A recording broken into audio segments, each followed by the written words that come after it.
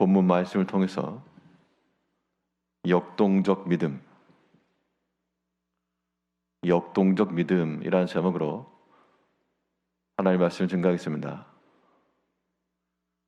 역동이라고 하는 말은 힘이 있고 활력이 있다는 뜻인데, 죽어있는 생선은 아무런 반응이 없어도 살아있는 것은 물 밖에 나왔어도 파닥거리는 그런 힘을 보여줍니다.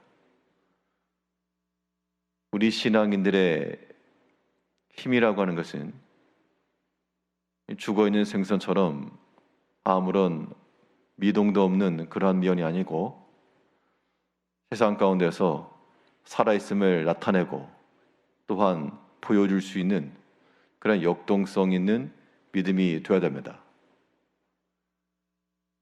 이러한 믿음의 힘과 활력이라고 하는 것은 무엇을 통해서 나타날 수 있는가? 이 믿음의 생동감이라고 하는 것을 우리는 어떻게 증가할 것인가? 오늘 본문 말씀을 통해서 살펴보게 되면, 먼저 우리 믿음이라고 하는 것이 힘을 나타내려면 고난을 통해야 됩니다. 고난을 통과한 믿음은 힘을 갖추고 또한 세상을 이겨낼 수 있는 능력이 될 수 있습니다. 오늘 본문 1절부터 보게 되면, 그날에 예루살렘에 있는 교회에 큰 박해가 있어 사도 외에는 다 유대와 사마리아와 모든 땅으로 흩어지니라. 분명 초대교회 가운데 하나님의 능력이 함께하였고, 스데반과도 같은 믿음의 사람들이 일어나서 하나님의 말씀을 증거하였고, 그러면 많은 사람들이 주께로 돌아오며 믿음 안에서 칭찬을 받으며 어려운 일들도 다 사라지고, 그런 일이 우리 가운데 기대가 되어질 것인데, 그와는 정반대의 모습들이 나타났습니다. 큰 박해가 일어나서 도저히 여기서는 신앙생활 자체를 할 수 없는 그런 지경에 이르러 사도 외에는 다 흩어졌다 그랬습니다. 흩어졌다라고 하는 것은 그 터전을 옮겼다는 뜻입니다. 일생 동안 살던 그 자리를 떠나야 되는 그 상황들, 또 그 믿음 안에서 살아가던 스데반이 결국 죽임을 당하여 많은 사람들이 위하여 크게 울었다 그랬는데, 이 또한 슬픔이 있었습니다. 하나님께서 하신 일이 왜 이렇게 불합리하신가? 하나님이 살아계시는데 어떻게 큰 박해가 일어나고 우리가 떠날 수밖에 없는, 다른 곳으로 흩어질 수밖에 없는 그런 상황이 이어지며, 또 믿음으로 살아가던 그 믿음의 사람이 어찌하여 죽는가? 하나님 왜 구원하지 않으셨고 왜 우리를 막아주지 않으시며 저 악한 자들의 손을 제하지 아니하시는가? 이러한 생각을 들 때가 있다는 겁니다. 우리 성도들이 당하는 여러 가지 고난과 어려움이라고 하는 것이 있을 때 도무지 이해가 되지 않고 이 일을 어찌할꼬 라는 생각이 들 때, 그런데 하나님께서는 이러한 고난을 통해 도리어 역사에 나가신다는 겁니다. 하나님의 그 뜻과 하나님의 수준에서 우리가 바라볼 수 있는 그런 해안이 필요하겠습니다. 고난이 어떻게 하나님을 쓰시는 도구가 되는가? 이 고난 때문에 사도 외에는 다 흩어졌고, 그 흩어지는 그 장면은 기쁨으로 흩어진 게 아니고 슬픔과 염려와 근심으로 흩어졌을 것이지만, 그러나 하나님께서 그 고난으로 흩어진 사람들을 통해서 또한 각성의 큰 기쁨을 얻게 하셨습니다. 결국 8절에서는 그 성에 큰 기쁨이 있더라.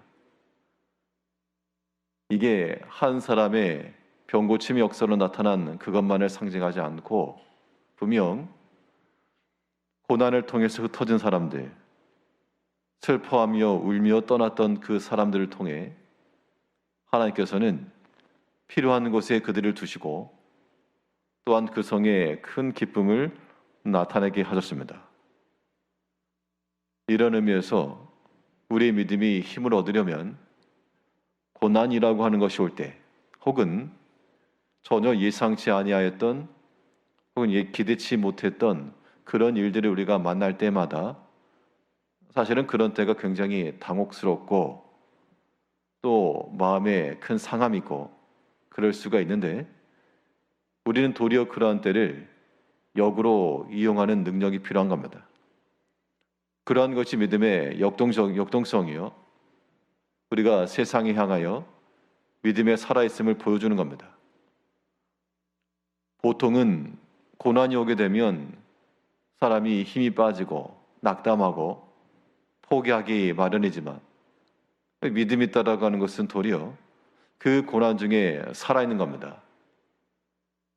사도회는 다 흩어졌던 그 박해 가운데 하나님께서는 도리어 그 박해와 고난과 이 모든 것들, 다른 사람의 완악함, 돌을 들어 경건한 스데반을 죽였던 사람들, 분명 그 사람들 잘못한 게 맞죠.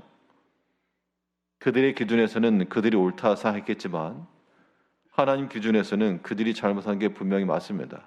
그런데 하나님께서 그들의 잘못을 내이놈하지 않으시고 그대로 두셨고, 그 완악함을 통해 사도 외에 많은 사람들이 흩어지며 슬퍼했지만, 그러나 그 고난이 도리어 하나님께서 그 성에 큰 기쁨을 두시는, 믿는 성도들의 눈물과 아픔이 있었지만 그것이 도리어 슬픔이 기쁨으로 변하는 그러한 출발점이 되었다는 겁니다. 그러므로 우리가 여러 가지 어려움과 고난이 있을 때, 도리어 큰 박해가 있을 때 낙담하거나 하나님 원망하지 마시고 이 모든 것이 도리어 큰 기쁨이 될 것을 믿는 마음으로 인내해야 되겠습니다. 이러한 믿음의 역동성이라고 하는 것은 고난을 이용하는 것인데 그냥 고난을 당하는 것이 아닙니다. 고난이 있으니까 그냥 가만히 있게 당하는, 그걸 통해 역사하는 것이 아니라 여기에는 하나님 말씀, 믿음 안에서의 그러한 행동들이 또한 필요한 겁니다. 사도 외에 많은 사람들이 박해가 일어나서 피했는데요, 모든 땅이 흩어져서 무엇했는가? 그냥 조용히 가서 숨어 지낸 게 아니었고 거기에서 사명을 이룬 겁니다. 4절에서 그 흩어진 사람들이 두루 다니며 복음의 말씀을 전하지. 결국 하나님께서 고난을 주신 것은 너희 흩어져서 복음 전하라, 사명 감당하라고 고난 주신 겁니다. 그런 고난이 없었으면 흩어지지 않았을 거니까, 다른 지역으로 이동하지 않았을 거니까 하나님께서 그 고난을 통해 사도 위에 많은 백성들을 흩으시고 그들은 또한 다른 지역을 다니면서 복음 말씀을 전하여 그 성에 큰 기쁨을 얻게 했다 그랬습니다. 이제 우리의 삶 가운데 여러 가지 박해가 있고 시험이 있을지라도 믿음 안에서 흩어졌어도 말씀을 증거했다. 하나님의 그 뜻과 그 말씀을 따라 본인들이 먼저 살았을 것이고 그리고 전했겠죠.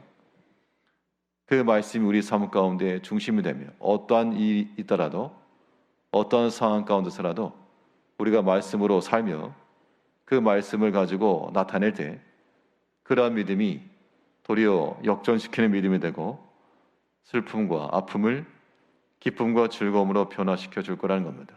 이러한 믿음을 가지고 오늘도 주 앞에 살아가시는 성도님들이 되시기를 바라겠습니다. 기도하겠습니다.